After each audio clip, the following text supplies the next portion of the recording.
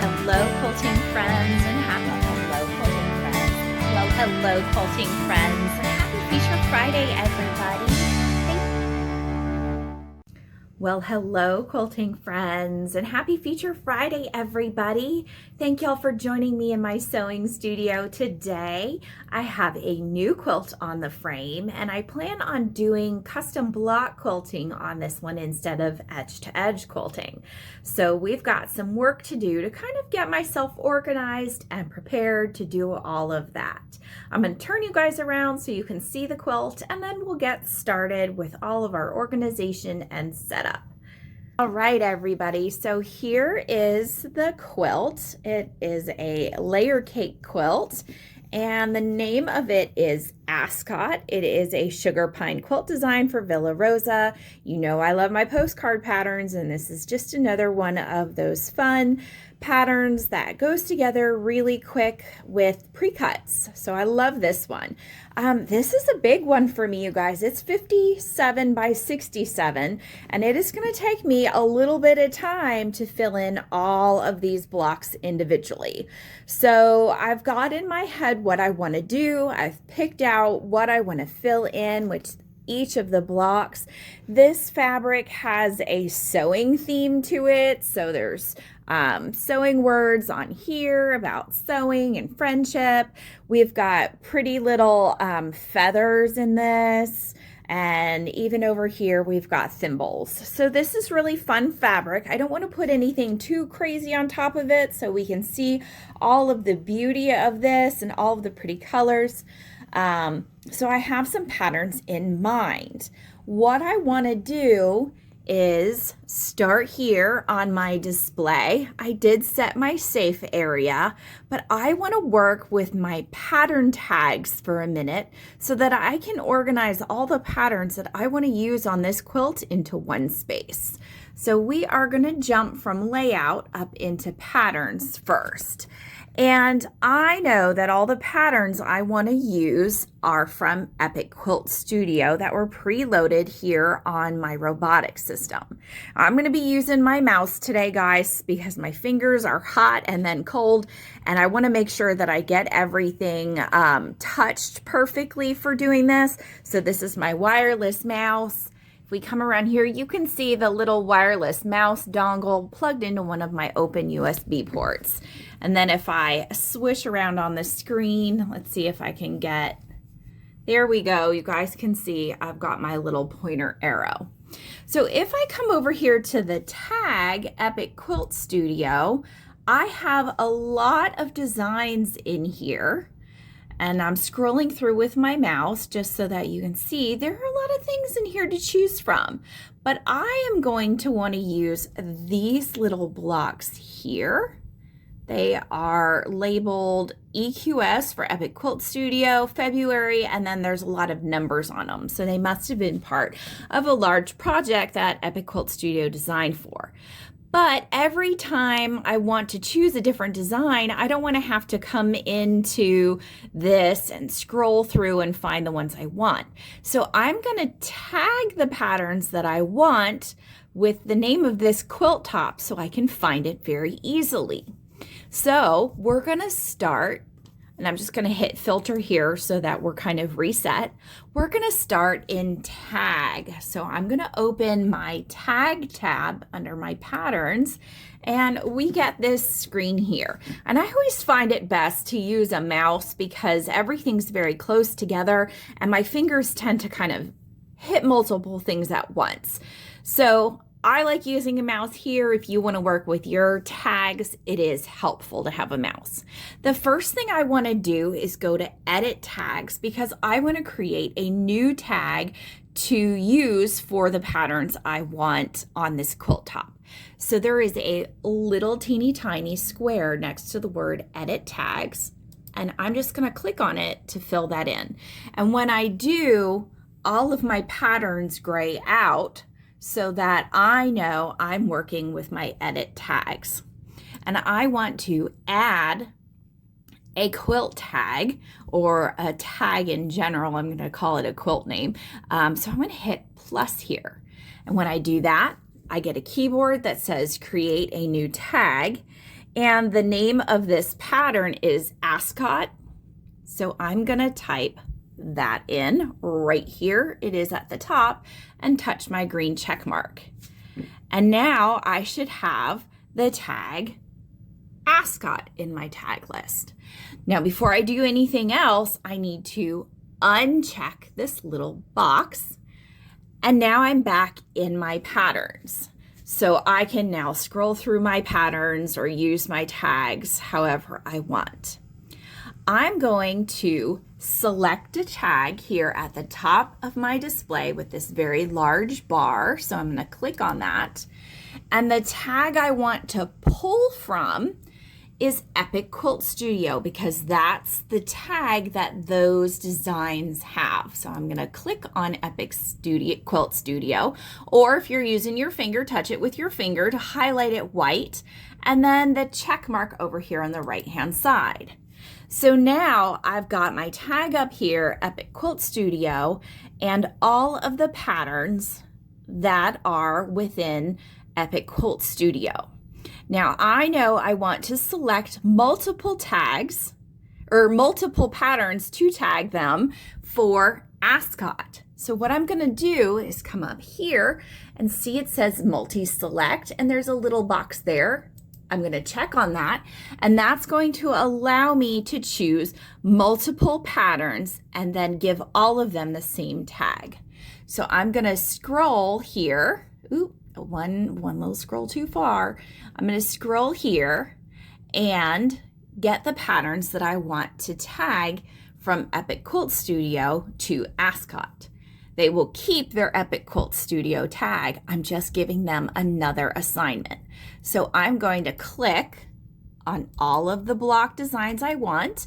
If you're using your finger, you can of course touch on the designs instead. I'm just going to bring my slider bar. I'm just pulling my slider bar here over on the right so that I can see a couple more patterns, and I'm going to click, click, click away to get all of the ones that I want for this quilt top. I'm just going to grab my slider bar again and slide down because I know there's one more over here that I like and I think would be pretty. Okay, so now that all of the patterns I want on my Ascot quilt are highlighted orange, you can see right now their tag is Epic Quilt Studio because that is highlighted white. I'm going to use my mouse and click on Ascot. And when I do, Ascot highlights white. So now we have two tags for all of those patterns. I'm going to go ahead and just uncheck my multi-select here. That way, next time I want to come in here, I know I'm starting fresh and things aren't already checked on my screen. And we're going to come up to our pattern tab now. So I'm going to click on my pattern tab and we're back to normal. This is what we usually see. But what I want to do is go under the tag Ascot and make sure all of those patterns got tagged for me. So I'm going to click on Ascot. And right there they are. So I have all of the patterns that I would like to use on this quilt under a new tag. So it'll be quick and easy for me to find them as I'm working through this quilt. They have still retained their tag, Epic Quilt Studio. We just added another one to it.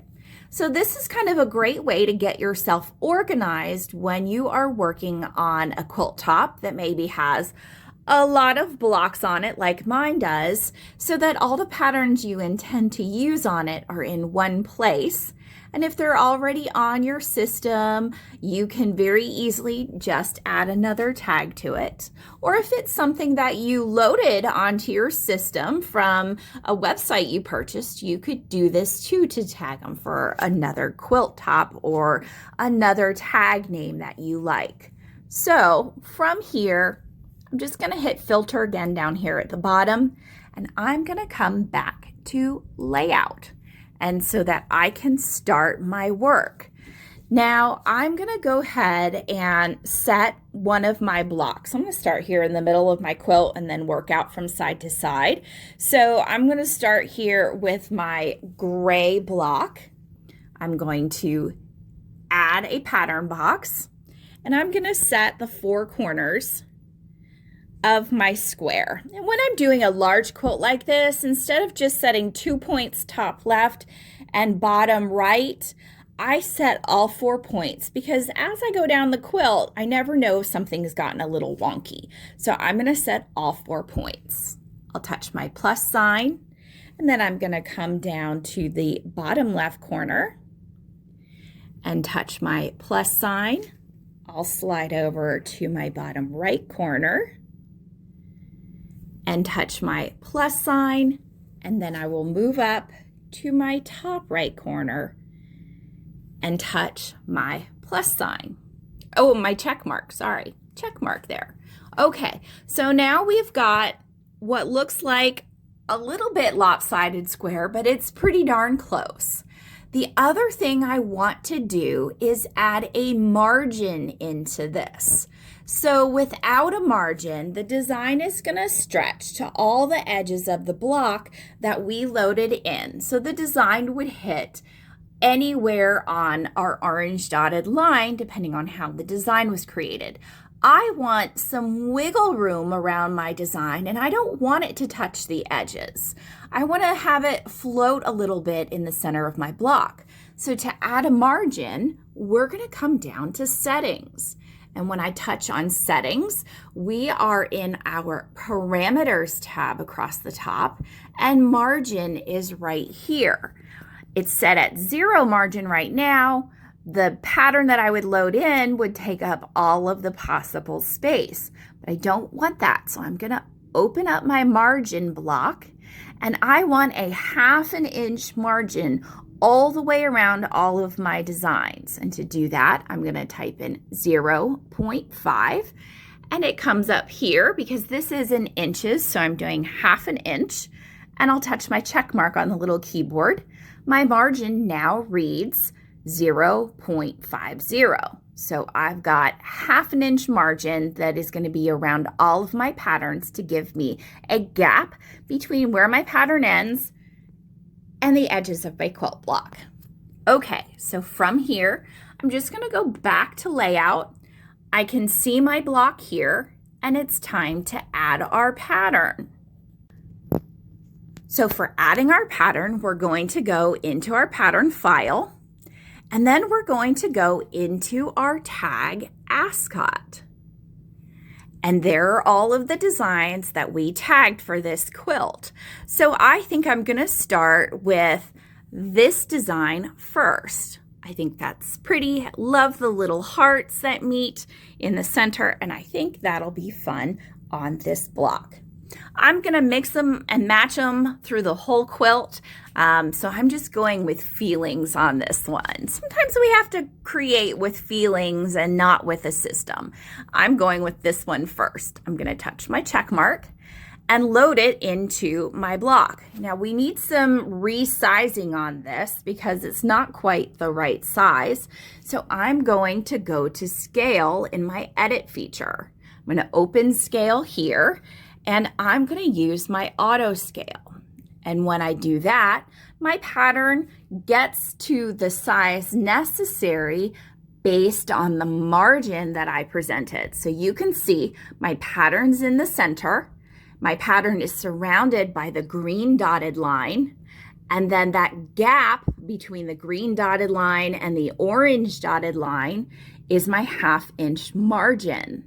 So the green dotted line is around the pattern. I have a 1/2 inch margin, and then the orange lines are my pattern block. So when I stitch this out, I'm not going to touch any of the edges of my quilt block, and this design's just going to float a little bit in the middle. That's exactly what I wanted to happen. I'm going to go to home, and then I'm going to engage my needle so we can stitch this out. I'll touch my green start button. Of course, like always, we get our directions. I'm going to double check that my needle's up, and I'll touch my check mark. Now the start and stop of this pattern is in the same place, so you can't really see the green circle because it's underneath the little orange circle back there. We're going to follow our directions, and I'll do a single stitch and touch my check mark. I can move my machine out of the way to pull my bobbin thread up, and I am using very light gray on this. Like I said, I want the fabric to shine so you can see all of this beautiful print work on it. So I didn't want anything too bold on this quilt. So I'm just using a gray. I believe it is called Silver, and it is from Superior Threads. It's one of their Omni colors. I think it's very pretty light gray. All right, we've pulled our bobbin thread up. We're going to center back into place and cycle our needle to lock those stitches. All right, we are cycled. I'm going to touch my check mark, and it says turn my stitching on, and touch my check mark, and off we go.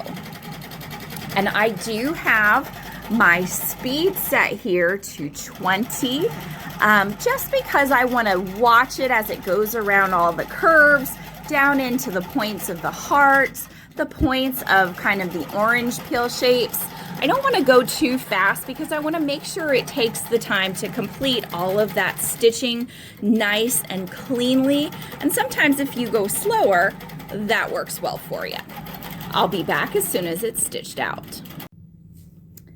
All right, here we go. Block number 1 is all completed. I think that looks really pretty on the fabric. It's not distracting from all of the beautiful kind of feather work that is printed in the fabric.